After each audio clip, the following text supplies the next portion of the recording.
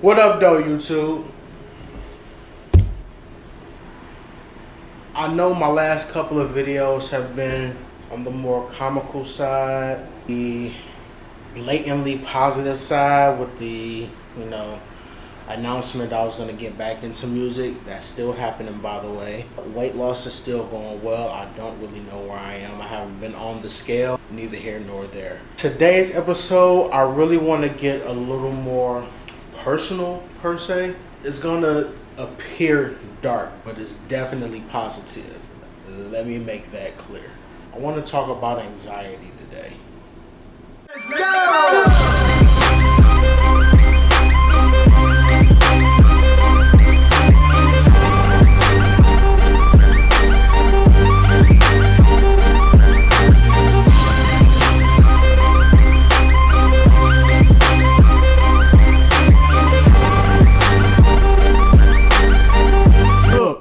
Let me reintroduce myself.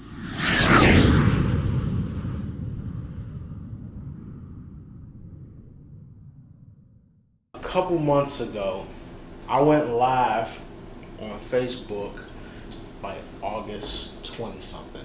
I can't remember the date. That particular night, I was so overwhelmed with anxiety. For sure, the last 4 or 5 years, I've suffered from anxiety. I mean, having panic attacks where it would cause me to not really have an appetite. If I would eat too much. It's crazy. It's crazy the way anxiety take over your whole persona, your body, physically, mentally, emotionally. It's anxiety attacks or panic attacks. They are no joke. They will make you feel like you can't breathe. Cold sweats, your blood pressure, your heart rate. It's a hell of a thing to deal with. That day, I went live on Facebook because I came across this video, and I don't know exactly how or why this particular video resonated with me so much, but it did the trick. He talked about taking control of your life and control of where you stand in life. That resonated with me so much. At that point, and this is gonna sound to some who don't understand what I'm saying insensitive, but it was at that point when I decided that I was no longer going to be of the victim complex. Let me explain. When I say the victim complex, that means that I'm accepting the fact that I have anxiety and that is uncontrollable. When I stepped out of that victim complex, and that's why I went live to publicly hold myself accountable for where I was at emotionally at that point in time in my life. Once I decided to no longer be a victim, that was the groundbreaking thing. Self-accountability is one of the most powerful things you can do. It's gonna be your biggest friend, and it's going to be your biggest enemy at the same time. Reason being, once you accept that, once you take control and you recognize that self-accountability, it helps you so tremendously along the way. It's your biggest enemy because people who cannot recognize that don't want to recognize that, because no one wants to be angry with themselves. No one wants to be angry with themselves. And that's what happens when you go into self-accountability mode. You'll become angry with yourself. And at that point is where it really defines who you are. Whether or not you're going to flee or you're going to face it head on. I decided to face that head on. And I did that with praying more, self-reflection, meditation, setting positive affirmations, and me doing that on a regular, and I still do it. Don't get it twisted. Just because you come out of it doesn't mean you can't fall back into it if you don't keep control of it. So it's a conscious effort. You have to make the conscious effort of changing your subconscious mental.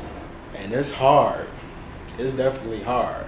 And let me make this clear. Just because you're a positive person doesn't mean you don't have negative times. What makes you a positive person, which is what you do, what makes you a positive person is what you do in light of those negative times. So again, when that comes, are you going to flee? Are you going to face it head on? Since I've been doing what I've been doing the last couple of months with my meditation and prayer and positive affirmations, man, it has definitely done wonders for me. Even people that know me, who have seen like my videos recently and just the way I interact with people now, they can tell it's been a difference. I can tell it's been a difference. I just want to say to everyone who is dealing with anxiety, you can overcome it. You will overcome it. What doesn't kill you makes you stronger. Succumbing to that strength is what gives you longevity. That's really what I wanted to discuss as far as for anxiety. I just want you to know that I definitely empathize with you. I definitely sympathize with you. And it's going to get better. I'm sorry that this video has been so serious, but this is a serious matter. Mental health is very prevalent, especially amongst the African American community. And a lot of us are too prideful to either seek help or to actually face it forward. You can't run from it forever. Stress and anxiety, yeah, you get what I'm saying. That's all I gotta say on that. But tell me, did y'all like the editing in the last video? I'm getting dope with this editing and I'm having so much fun. So please make sure you hit the like button down there, hit subscribe, make sure you hit that little bell notification so you get notifications of when I post these episodes. And feel free to comment, man. Let's have a discussion. Matter of fact, comment below, and you don't have to give up your information or put yourself out there. But comment below if you even know someone who deals with anxiety and feel like this will help them. And if so, go ahead and share it with them, man. I love y'all. Sully. And let's go! One might say at the beginning that my breakthrough at my breaking point, I was broke as fuck. Broken hearted, one bedroom apartment, at which point I didn't decide. Oh, and I'm sorry if the video is so damn dark. I apologize. Usually I go off of the natural light from outside, but there's not much of natural light outside because it's definitely I think it's gonna storm today. I think that might be my new trademark. Y'all like that? Let me know in the comments below if you like that. Hell, it's in my intro music. One might say at the beginning that my breakthrough at my breaking point, I was broke as fuck. Broken hearted, one bedroom apartment, at which point I didn't decide that I can no longer be broke or poor. Turn I studied every great man till they wasn't great no more. Shit.